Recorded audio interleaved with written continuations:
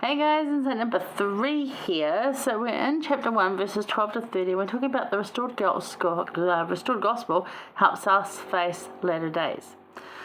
So in verses 12 to 23, the Lord lists. Can't even read my own writing. The Lord lists the reasons he restored his gospel. How many can you pick out?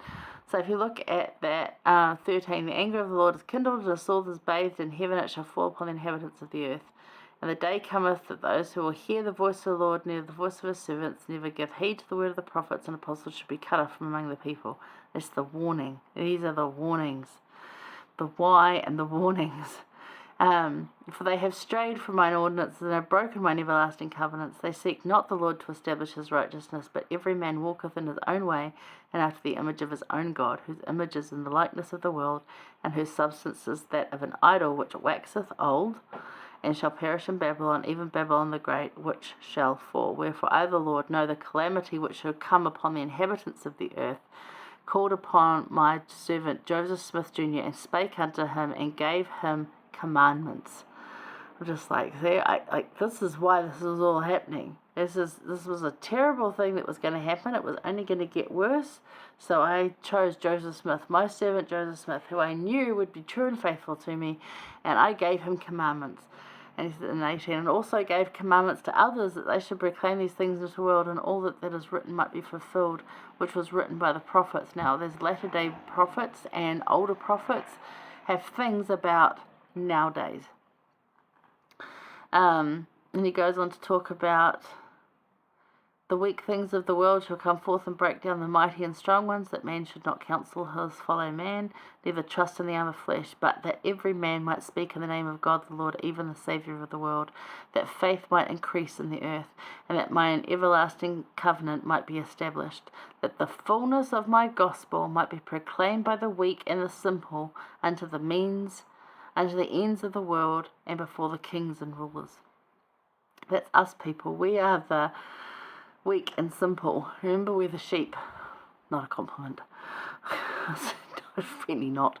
I was driving home yesterday and looking at sheep in a field and going, yeah, they might look cute, but calling a sheep, not really a compliment.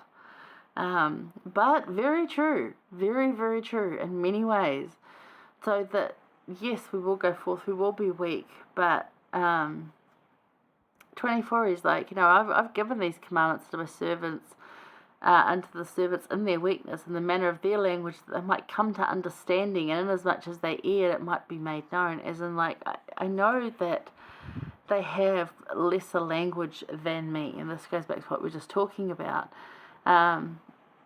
But as much as they seek wisdom, they can be instructed, and it's there. But he knows he's giving it to weak people. He knows he's only got humans to work with. It's got to be incredibly frustrating, but he does it anyway. So the Lord lists the reasons he restored the gospel. How many can you pick out? Make a list if you want to. Which one stands out to you right now?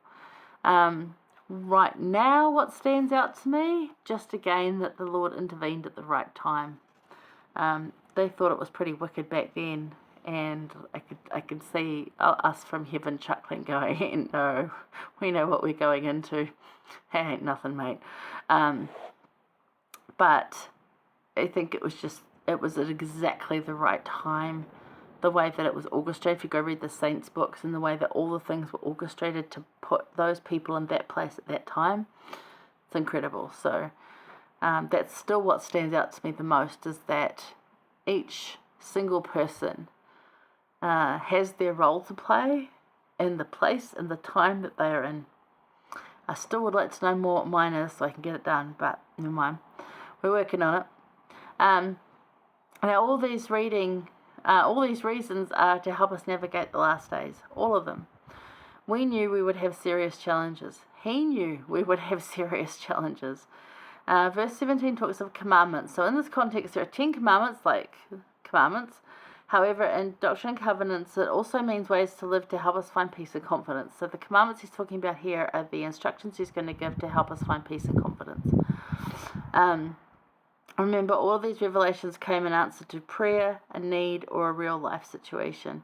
Likening these scriptures unto us is very applicable because these are the people that live closest to us. They have the experiences. They spoke English language like we did. Some of them spoke French like we did. They spoke very similar things. We could have communicated with them one-on-one, unlike perhaps Nephi. But it might have been ye old-timey, and they would have probably questioned our dress and where did you come from, and why are you a woman out without a man, and why have you got short sleeves on, and what are those things on your wrists, and all sorts of things might have come up. And that really illustrates, put on those lenses for that time and that era, because the stuff you're going to read is for that time, that people, and that era. We have different stuff. We have different things that are going to test our faith, different things that will test our obedience, different things that we will have to deal with, and different situations that come up. But the thing is, we still get answers and prayers to those things.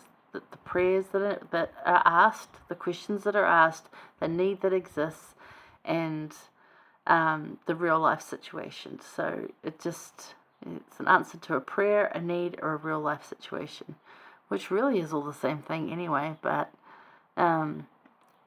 answers will always come for that. But the restored gospel helps us face the latter days, and it says there that that's exactly what it's given for, because that's what we need it to know. On verse 30 he says, and also those to whom these commandments were given might have power to lay the foundation of this church and to bring it forth out of obscurity and out of darkness. Think that's happened?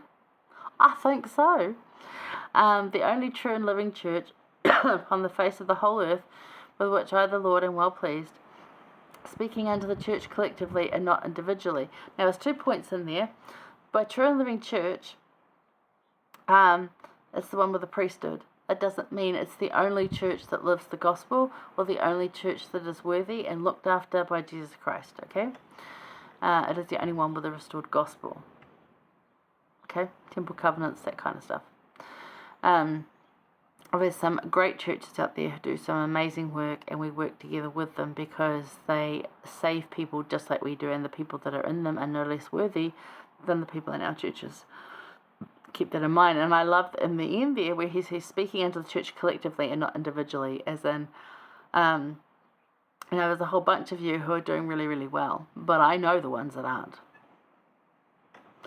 And if that's one of you, if you're one of those individuals that come to church and pretend to be all churchy but aren't actually, you got some work to do there, mate. You got some looking at things to do. You can't hide from the Lord. Be very open with the Lord. Can't hide from Him. So there you go. There's some thoughts there. So if that does come up when you're teaching, I don't think this is a teaching week, but if that does come up anytime during this year, this church we do proclaim this to be the true church of Jesus Christ, the same as it existed in the New Testament times. However, there are other churches that have very good morals and values, and they do a whole lot of good work, and don't ever down on them. Don't ever, because they're incredible people. All right? Okay, so that's that one. We're going to head over to 19 through 28. I'll see you there.